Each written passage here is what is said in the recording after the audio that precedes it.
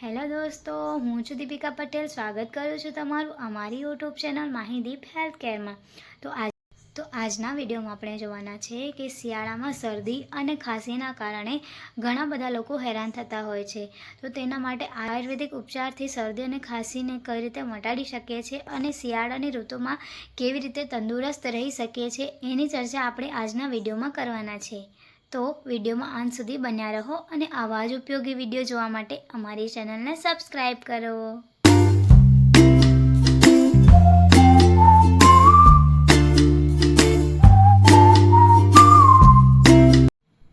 શિયાળા દરમિયાન શરદી, ખાંસી અને ગળું ખરાબ થવાની સમસ્યા થઈ શકે છે.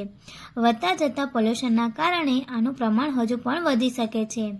આવી સ્થિતિમાં કેટલાક કાળા ઉકાળાઓ હોય છે જે શિયાળા દરમિયાન થતી સમસ્યાઓને હરાવવામાં મદદ કરે છે. જેમાંથી એક છે તુલસીનો ઉકાળો, જે શરદી ખાંસી માટે ખૂબ જ ફાયદેમંદ છે.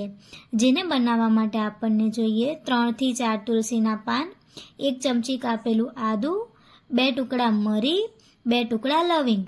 જેને બનાવવું પણ ખૂબ જ સરળ છે. બધી જ વસ્તુઓને 1 કપ પાણીમાં નાખી પછી 1-2 મિનિટ માટે ઉકાળવું. પછી ગાળી લેવું અને થોડું હોફાળું ઠંડુ થવા દેવું.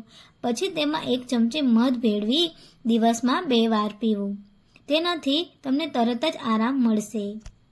હવે જોઈએ કે સૂકી ખાંસી માટે ઉકાળો કઈ રીતે બનાવવો.